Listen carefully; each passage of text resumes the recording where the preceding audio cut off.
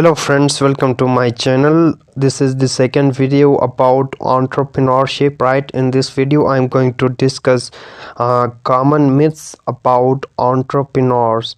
So what myth is, right? Myth is something that is not true, but people consider it true, right?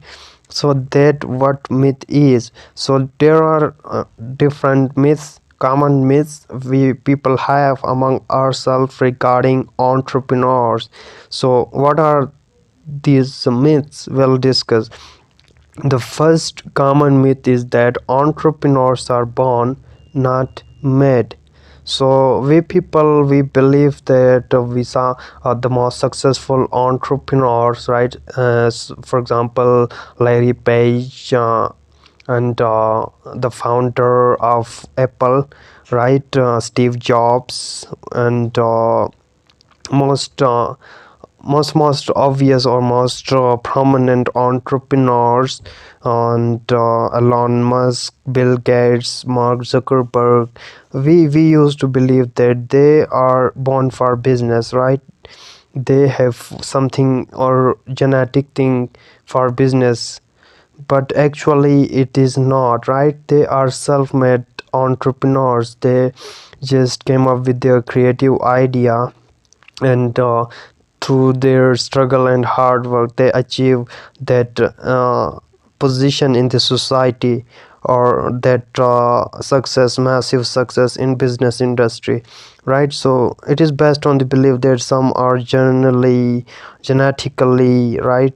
It is in their genetics, or they are born in this way. It is not true, right? No one is born to be an entrepreneur, right? Everyone has potential to become an entrepreneur. So as I've already discussed the characteristics of entrepreneurs, so these are the some common traits and characteristics of successful entrepreneurs. For example, they are moderate risk takers, they have a good networking, right, social links, and they are self-motivated, alert to opportunities, creative, decisive, energetic, right? Strong work ethic, lengthy attention span, and they are optimistic, right? Persuasive, and again they are self-confidence, self-starter, tenacious, or you can say resilient, right? And tolerant of ambiguity and visionary. And second myth about entrepreneur is that entrepreneurs are gamblers. Some may think that gamblers here mean that high risk takers, right? In gambling, what you do in gambling, you take a high risk, yeah, right? A risk at stake, things like that, where you just put your all things at risk. But it is not true of the entrepreneurs, right? They are not high risk takers, but they are moderate risk takers. They just keep in mind the big plan as well, that what if I felt, or while taking that risk, right? They have a big plan as well, right? So they are moderate risk takers. And the idea of gamblers originate from the two sources. The first one is that entrepreneurs have jobs that are less structured, and face a more uncertain set of possibilities, right? And second one is that they have a strong need to achieve and set challenging goals. And third myth is that entrepreneurs are motivated primarily by money.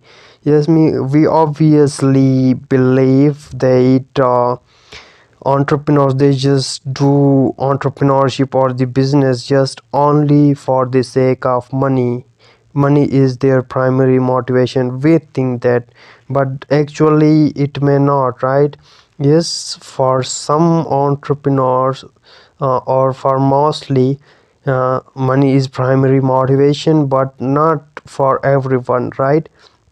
Actually they have passion for the business, right? Which is the primary motivator, the passion, right? As I've already discussed, and I will discuss creativity, passion, and opportunity, three very important concepts in entrepreneurship, right? Passion is very important, and it is the passion which enables them to convert an idea into a business, into a successful business. So yes, obviously some seek financial rewards or money, right? You obviously observe that some are making millions of dollars, right? Bill Gates, most obviously, Elon Musk, Mark Zuckerberg, Larry Page, and Steve Jobs. So they make millions of dollars, right? They are very rich.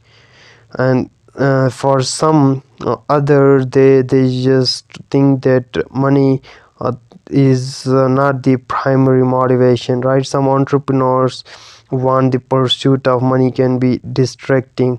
For example, whatever you say, give examples of that in entrepreneurship, right? For example, Sam Walton, he said that money never has meant that much to me. And for many other entrepreneurs like Sam Walton, they do not seek money as a primary motivator. And myth number 4 is that entrepreneurs should be young and energetic. We think that for business you must have to be right youth, young, energetic. Not a child or not an old aged person can do business. We think that, but it is not true, right? It's a myth. And entrepreneur activity is fairly evenly spread out our age ranges, right? For example, 26% of the entrepreneurs ages from 20 to 34, and 25% from 35 to 44. 25% are of the age of 45 to 54, and 23% is of 55 to 64, right? Look at the figure. 23% entrepreneurs, they range from 25 to 64 years old, right? A 64-year-old person, you can do business, right? So there is no any age restriction in entrepreneurship or business, right? It is important to be energetic, or the passion which is important.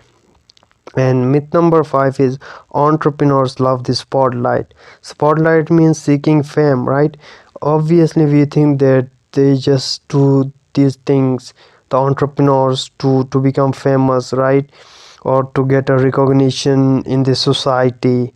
But actually it is not. Obviously they are doing something very useful for the benefit of society. So obviously though they get fame, right? So they do not seek spotlight, but ultimately they get famous, obviously. And some entrepreneurs are flamboyant, and majority of them do not attract public attention, whether they sought attention. And these are entrepreneurs who are often the news. And entrepreneur process. So there are basically 4 steps in entrepreneur process. Step 1, very simple processes, right? Very simple steps to be an entrepreneur. The first one is decide to become an entrepreneur. First, decision making. You have to take decision that I want to become an entrepreneur. And what should be the next step? Obviously clear. These steps are very clear, right? And once you decide to become an entrepreneur, then second step, obviously you have a business idea, so that's why you want to become an entrepreneur, right? So you have to develop or nurture that business idea. And third one is implementation. Obviously you have to move from an idea to entrepreneur frame practical application.